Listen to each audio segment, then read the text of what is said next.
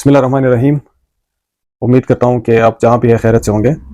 میں آج کی ویڈیو میں 3 اہم نکات پہ میں بات کرنا چاہوں گا۔ سب سے پہلے کل 8 نومبر کو کوئٹہ میں جلسہ ہونا تھا پاکستان تحریک انصاف کا۔ اس میں کیا ہوا، ریاست کی جانب سے کیا کردار ادا کیا گیا، اور وہاں پہ پاکستان تحریک انصاف کے لیڈرشپ کی جانب سے کیا کردار ادا کیا، اور کیا کوتاہیاں تھی، اور کیا ہوا کیا نہیں ہوا، اس میں کچھ بات کرنا چاہوں گا۔ دوسری بات، آج صوابی جلسے کے حوالے سے کافی بہت باتیں ہوئی، تو اس میں سے میں 1-2 بات پہ بات کرنا چاہوں گا جو کہ اہم ہیں۔ اور سب سے امپورٹنٹ بات جو ہے وہ ایجنڈا نمبر 3 جو میرا ہے آج کا تیسرا، وہ ڈونلڈ ٹرمپ نے جو امریکہ میں کچھ اہم اعلانات کیے ہیں، اپنی پالیسی سٹیٹمنٹس دیے ہیں، اس کے پاکستان پر اور پاکستان سے باہر ان ممالک پہ جن میں امریکہ کی بہت قسم کی ایک حد سے بڑھ کر مداخلت ہے، ان پہ کیا اثرات پڑنے جا رہے ہیں۔ خاص کر اس تناظر میں اگر دیکھا جائے کہ دنیا میں جو اس وقت امریکن اسٹیبلشمنٹ کر رہی ہے، اس پہ اس کا کیا اثر ہوگا۔ تو ان 3 نکات پہ میں آج بات کرنا چاہوں گا۔ امید ہے کہ آپ لوگ میرے ساتھ جڑے رہیں۔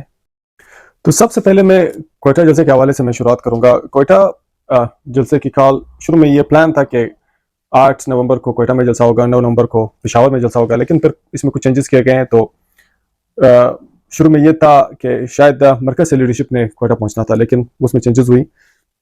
تو اس کے بعد بلوچستان کی جو تحریک انصاف کی لیڈرشپ ہے، داؤد شاہ کاکڑ اور ان کے ساتھ جو اس کی ٹیم ہے، انہوں نے یہ فیصلہ کیا کہ ریگارڈلیس آف سرکمسٹانسز انشاءاللہ ہم لوگ کوئٹہ کے جلسے کو آگے بڑھائیں گے، and we will do it, ہم لوگ کریں گے اس جلسے کو۔ لیکن انتظامیہ کی، جس طرح آپ کو پتہ ہے پاکستان تحریک انصاف کے جلسے جہاں پہ بھی ہوتے ہیں، تو انتظامیہ کی جانب سے ان لوگوں کے خلاف کریک ڈاؤن اور دھمکیاں اور جلسہ نہ کرنے کی ہر قسم کی کوشش ان کے ساتھ کی گئی تاکہ یہ لوگ جلسہ نہ کر سکے۔ تو تحریک انصاف بلوچستان ہائی کورٹ وہاں پہ گئی، وہاں پہ لوگوں نے ریٹ فائل کی۔ تو میں مختصر یہ کرنا چاہتا ہوں، بلوچستان ہائی کورٹ نے بھی ان کو اجازت دے دی، لیکن پھر کمشنر جو ہے، اسسٹنٹ کمشنر اور کمشنر کوئٹہ نے ان لوگوں سے ملنے سے انکار کیا۔ مطلب یہ تھا کہ ہم آپ کو وہ نہیں کرنے دیں گے، جلسہ نہیں کرنے دیں گے۔ اس حوالے سے 8 نومبر کی صبح سویرے کیا ہوا کہ جہاں سے جن اضلاع سے قافلے نکلنے تھے، وہاں پہ ان کو روکا گیا، ہر نائب والوں کو روکا گیا، جو والوں کے لیے مسئلے کھڑے کیے کہ سب سے بڑی بات تحریک انصاف پشین کے ہمارے خامقام صدر ڈاکٹر زین العابدین صاحب، ان کو اٹھایا گیا ان کے گھر سے جب انہوں نے اپنے قافلے کو لیڈ کرنا تھا پشین سے، اور ان کو ہیپ سے بھیجا میں رکھا بغیر کسی FIR کے، کوئی 8-9 گھنٹے اس کو رکھا گیا وہاں پہ۔ ان سب رکاوٹوں کے باوجود جب لوگ قریب کوئٹہ کے پہنچنے لگے، مختلف روڈز بلاک کیے گئے، تو کوئٹہ کے اندرون پہنچتے ان لوگوں پہ لاٹھی چارج، آنسو گیس پھینکنا، اور جو گراؤنڈ تھا، کہ گراؤنڈ جہاں پہ یہ جلسہ ہونا تھا، وہاں پہ اس کو مکمل طور پہ بلاک کر دیا گیا۔ کنٹینرز لگا کے وہاں پہ سیکورٹی فورسز کی بہت بڑی بھاری نفری ان لوگوں نے وہ جمع کر دی۔ تو اس کے باوجود پاکستان تحریک انصاف کے کارکنوں نے وہ ریزیلینس دکھائی۔ مطلب یہاں پہ بہت سے لوگ جمع ہوئے ہیں تحریک انصاف کے، وہ جانثار کارکن، وہ لیڈرشپ، وہ ورکرز، چاہے وہ ذمہ دار تھے یا نہیں تھے، وہ سب وہاں پہ اکٹھے ہوئے ہیں۔ ان لوگوں نے آنسو گیس اور شیلنگ کا مقابلہ کیا۔ اس کے باوجود، اس فساد کے باوجود، وہاں پہ وہ صرف آکی گراؤنڈ پہ جب وہ اکٹھے ہونے نہیں دیا گیا ان کو، تو وہ آکی گراؤنڈ کے ساتھ منسلک قریب وہاں پہ میدان میں کھڑے ہوئے، وہاں پہ ان لوگوں نے بات چیت کرنا چاہیے، لیکن ان لوگوں پہ آنسو گیس کی شیلنگ کی گئی، لاٹھی چارج اور پتھراؤ کیا گیا۔ اور ظاہر سی بات ہے، جب یہ پروگرام اپنے اختتام کو پہنچا، تو جب ورکرز پہ شیلنگ پڑی، اور وہ ان کو آپ یقین نہیں مانیں گے کہ آپ یہ سوچ نہیں سکتے کہ ریاست اتنی ظالم اور جابر بھی ہو سکتی ہے کہ ان لوگوں نے پاکستان تحریک انصاف کے جو نوجوان ورکرز ہیں ان کو چاروں طرف سے گھیر لیا تاکہ وہ کوئی نکل نہ سکے۔ تو مسلسل اس پہ شیلنگ ہوتی رہی ان لوگوں پہ، چونکہ میرا اپنا تعلق بھی بلوچستان کوئٹہ سے ہے۔ تو مجھے کل رات کو جب وہاں پہ میں نے فون کیا، معلومات حاصل کی، آپ یقین مانیں کہ 1-2 کلومیٹر، 3 کلومیٹر دور گھروں میں عورتوں اور بچوں کے جو ہے آنکھوں سے آنسو بہ رہے تھے، وہ اتنی شدید شیلنگ ان لوگوں پہ کی گئی ہے۔ تو جب اس کی شدت، ایک شیلنگ کی شدت اتنی زیادہ ہو کہ 2-3 کلومیٹر دور تک وہاں پہ خواتین اور بچوں کی آنکھوں سے آنسو بہ رہے اور سانس لینے میں دشواری ہو رہی، تو کتنی شدید شیلنگ کی ہوگی وہاں پہ۔ لیکن سب سے بڑی جو مجرمانہ غفلت کی ہے، جان بوجھ کی جو کیا گیا ہے انتظامیہ کی جانب سے، ایک چھوٹا سا ایریا تھا، ان لوگوں نے وہ جو سارے ایریاز باہر نکلتے تھے تاکہ وہ اپنا پروگرام کرنے کے بعد ورکرز تسلی سے جا سکے، ان لوگوں نے ان کو بلاک کیا، وہاں پہ ان لوگوں کو نکلنے نہیں دیا گیا۔ تاکہ وہ ادھر رہیں. مطلب ان کی اتنی زہریلی گیس پھینکی گئی تاکہ اس میں یہ ہوتا ہے نا کہ ایزما کے پیشنٹس ہو سکتے ہیں, جن کو سانس لینے کی دشواری ہوتی ہے, وہ مریض ہو سکتے ہیں, ہارٹ اٹیک والے پیشنٹس ہو سکتے ہیں, بہت بڑے مسئلے ہو سکتے ہیں. لیکن ان لوگوں نے ان کے جانے کا راستہ روکا, ان کو بلاک کیا.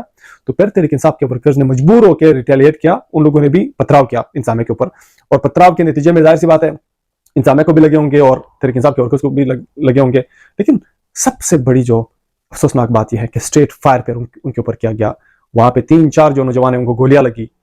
تقریباً کوئی 60 کے قریب لیڈرشپ سے لے کر ورکرز تک, داؤد شاہ کاکڑ سے لے کر صدام خان ترین تک, اور پھر نور خان خلجی اور باقی جو ILF بلوچستان کی لیڈرشپ, اقبال شاہ اور باقی جو ہے تمام وہاں پہ جو قابل ذکر ہمارے دوست ہیں جو لیڈ کر رہے ہیں, خواتین ہوئی کہ ہماری خواتین پر, ان سب پہ FIR کاٹی گئی مختلف دفعات لگا کر کے. میں صرف یہ بتانا چاہتا ہوں, دیکھیں بلوچستان ایک بہت ڈیلیکیٹ ایریا ہے, اور کوئٹہ میں یہ جو پاکستان تحریک انصاف کے ساتھ لوگ جڑے ہوئے ہیں, یہ سارے لوگ جو ہے یہ محب وطن لوگ ہیں, اپنے وطن سے پیار کرنے والے لوگ ہیں. لیکن ان لوگوں کو اس طرح دیوار سے لگانے کی کوشش کی جا رہی ہے کہ آپ سوچ نہیں سکتے, آپ میری اور آپ کی سوچ ہے, تنگ کیا جا رہا ہے. مطلب آپ آخر ریاست چاہتی کیا ہے؟ ریاست کیا چاہتی ہے کہ جس ملک میں نوجوانوں کی 70-80% تعداد جو ہے وہ ایک جماعت کے ساتھ کھڑی ہے, ایک لیڈر کے ساتھ کھڑی ہے, آپ کو وہ لیڈر پسند نہیں ہے تو آپ اس ملک کے 70-80% نوجوانوں کو آپ کس طرف دھکیل رہے ہیں؟ ایک پرامن سیاسی جدوجہد سے آپ نکال کر ان کو کس راستے پہ لگانا چاہتے ہیں؟ یہ سوال ہے. یہ FIRs بھی ختم ہو جائیں گے, یہ نوجوان کہیں ہٹنے والے نہیں ہیں پاکستان تحریک انصاف کے, بلوچستان سے منسلک یا پورے پاکستان سے منسلک, یہ کہیں جانے والے نہیں ہیں. لیکن آپ سوچیں آپ کیا کردار ادا کر رہے ہیں, آپ کر کیا رہے ہو ان نوجوانوں کے ساتھ؟ میں اتنا ہی کہوں گا کہ ریاست کو ہوش کے ناخن لینے چاہیے, سوچنا چاہیے, اس پہ غور کرنا چاہیے کہ کیا کر کیا رہے ہو آپ لوگ, یہ کون سا طریقہ ہے. میں آخر میں کوئٹہ کے حوالے سے جو بات ہے, میں اس پہ بلوچستان کی تحریک انصاف کی لیڈرشپ کو خراج تحسین پیش کرنا چاہوں گا, اور خاص کر ان ورکرز کو جو وہاں پہ پہنچے, وہاں پہ کھڑے رہے اور پرامن رہے, اور اپنا رائٹ ٹو پروٹیسٹ اور رائٹ ٹو اسمبل کا جو ایک ان کا دستوری حق ہے, قانون میں حق ہے, دنیا بھر کے ممالک میں ہر انسان کا حق ہے, ایک آزاد انسان کا حق ہوتا ہے. انہوں نے اسے ایکسرسائز کیا, ظلم برداشت کیا, جبر برداشت کیا, اس کے باوجود ایکسرسائز کیا. تو میں تمام اضلاع کے بلوچستان کی لیڈرشپ کا, اور خاص کر بلوچستان کی لیڈرشپ کا, میں ان کو خراج تحسین پیش کرتا ہوں کہ آپ لوگ کھڑے رہیں. ایک کوئٹہ کی طرف لوگ سوچا کرتے تھے کہ کیا یہ لوگ کھڑے ہو پائیں گے, کیا ان لوگوں میں اتنا دم خم ہے کہ نہیں, تو بلوچستان نے وہ کر کے دکھایا, اور آپ لوگ قابل تحسین ہو, اور آپ کو خراج تحسین پیش کرنا چاہوں گا. لیکن اسی ساتھ ساتھ یہاں پہ کچھ ایسے لوگ جو اپنے آپ کو تحریک انصاف کے کچھ لیڈرشپ بتاتے ہیں کہ ہم لوگ لیڈ کرنے والے لوگ ہیں, ان کا کردار بھی انتہائی افسوسناک تھا. یہ خان کی زندگی اور موت کا مسئلہ ہے, اسی لیے وہ نکلے. لیکن بعض ایسے لوگ تھے, بعض ٹکٹ ہولڈرز, بعض عہدے رکھنے والے, وہ نہیں نکلے. کیوں؟ کیونکہ ان کی لوکل لیڈرشپ سے کوئی چھوٹے موٹے اختلاف ہوں گے. یہ بہت افسوسناک عمل ہے. ہم نے یہ سمجھنا چاہیے کہ ہم لوگ کیا کر رہے ہیں, کن حالات میں ہم لوگ نکل رہے ہیں, اور وجوہات اس کے پیچھے کیا ہے. وجوہات خان کی زندگی ہے, اور اگر خان کی زندگی سامنے رکھتے ہوئے پھر بھی آپ کو اپنے چھوٹے موٹے اختلاف سے اوپر نہیں جا سکتے, تو پھر اس پہ افسوس ہی کیا جا سکتا ہے. آپ سوچیں کیا کر رہے ہو, اور ان لوگوں کو جو ان کے ساتھ قریب ہے, ان کو بھی ان کے ساتھ سوال اٹھانا چاہیے, ان کو سمجھانا چاہیے کہ وہ وقت نہیں ہے کہ ہم لوگ ایک دوسرے سے دور رہے اور ہم لوگ ایک دوسرے کی ٹانگیں کھینچے. یہ بہت فیصلہ کن وقت ہے, اور یہ خان کی زندگی اور موت کا مسئلہ ہے. ہمیں اس پہ بہت سیریس طریقے سے سوچنا چاہیے. تو ان دا اینڈ اگین میں بلوچستان کے تمام لیڈرشپ کو, داؤد شاہ کاکڑ کو اور ان کے ساتھ ان کی پوری ٹیم کو, جو ساری بہت ینگ ٹیم ہے, اور ساتھ ساتھ میں خراج تحسین پیش کرنا چاہوں گا کوئٹہ ڈسٹرکٹ میں ان لوگوں نے بہت ہمت کی. نور خان خلجی جو ان کے پریزیڈنٹ ہے, اور ساتھ ڈسٹرکٹ پشین کے نوجوانوں نے بہت ہمت کیا, اور بلا اس کے باوجود کہ ان کے جو صدر ہے ڈاکٹر جلال الدین صاحب, ان کو گرفتار کیا گیا صبح سویرے, لیکن وہ نوجوان پھر بھی نکلے. آج بھی تحریک انصاف پشین کے 4 نوجوان جو ہے وہ جیل کی سلاخوں کے پیچھے ہے, اور ساتھ ساتھ صدام خان ترین اور ان کی ٹیم, اور تمام اضلاع سے جتنی بھی اضلاع ہے, چمن ہو, جوب ہو, قلعہ سفلا ہو, ارنائی ہو, لورلائی ہو, ان سب کو خراج تحسین پیش کرنا چاہتا ہوں کہ آپ لوگوں نے ہمت کی, بہادری سے آپ لوگ لڑے, اور آپ لوگوں نے اپنا رائٹ ایکسرسائز کیا, اور آپ لوگ قابل فخر ہو. اس کے بعد آج سوابی میں جلسہ ہوا. سوابی جلسے میں ایک جو میں نچوڑ بات کا یہ ہے کہ علی امین گنڈاپور نے وہاں خود بھی حلف لیا, اور تمام ساتھیوں سے بھی حلف لیا کہ اس بار جب ہم لوگ نکلیں گے, میں یہ حلف دیتا ہوں کہ چاہے میں مری کیوں نہ جاؤں, اس وقت تک میں باہر نہیں آؤں گا, اس وقت تک واپس نہیں آؤں گا جب تک خان آزاد نہیں ہوتے, خان رہا نہیں ہوتے. اور یہ کال کب ملے گی؟ یہ کال اسی نومبر کے مہینے میں انشاءاللہ سلمان اکرم راجہ جو ہے خان صاحب سے ملاقات کر کے خان صاحب سے ہی فائنل ڈیٹ لے کے انشاءاللہ اس پہ عمل کریں گے. اور ساتھ ساتھ آخر میں جاتے ہوئے میں جو ایک بہت انفارچونیٹ ہے बदकिस्मती है हमारी कि पाकिस्तान की बदकिस्मती है कि हम लोग एक आज़ाद मुल्क होते हुए भी हम लोगों के मामलात में दूसरे ममालिक इन्वॉल्व होते हैं, वो मुदाखलत करते हैं।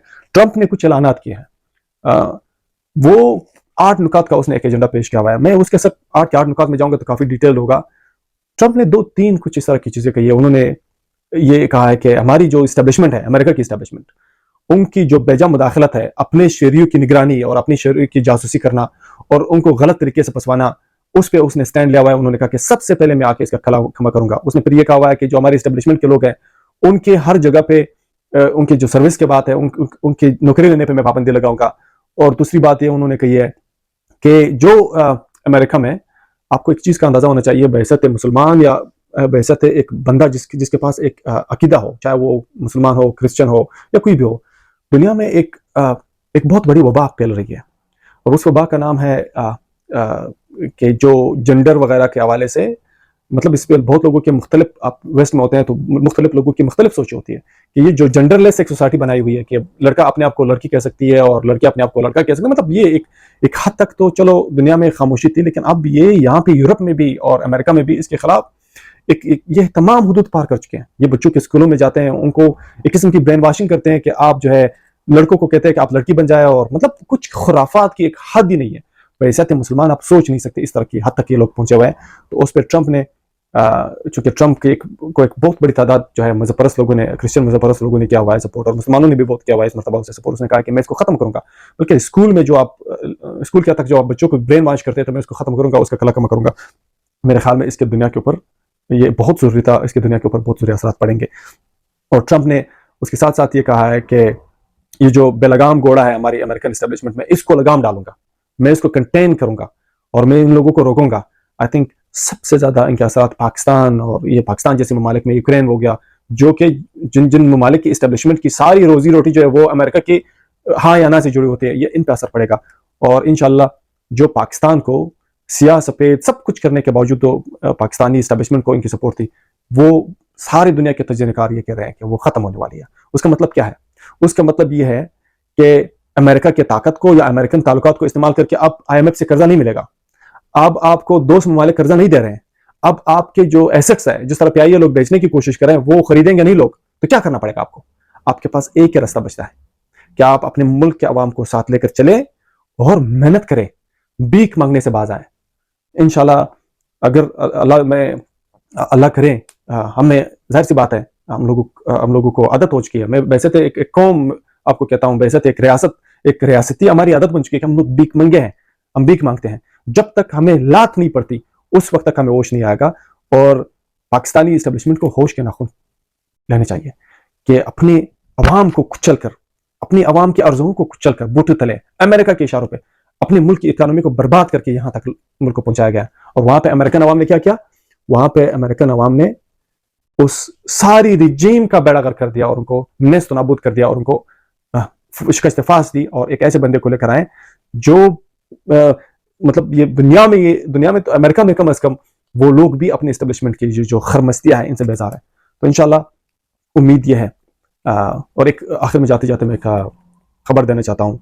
कल कुछ अहम सिफारती ज़रायों से ये समी इब्राहिम और कुछ खास लोगों ने भी अपने तर्जुमे में कहा है कि कल कुछ अहम सिफारती ज़रायों से पाकिस्तानी मुक़्तदरा पे ये वाज़ेह कर दिया गया है कि आपने इमरान खान को जो गिरफ्तार किया है, आपने इमरान खान को जो पकड़ा हुआ है, इसे फौरी तौर पे आपको रिहा करना पड़ेगा।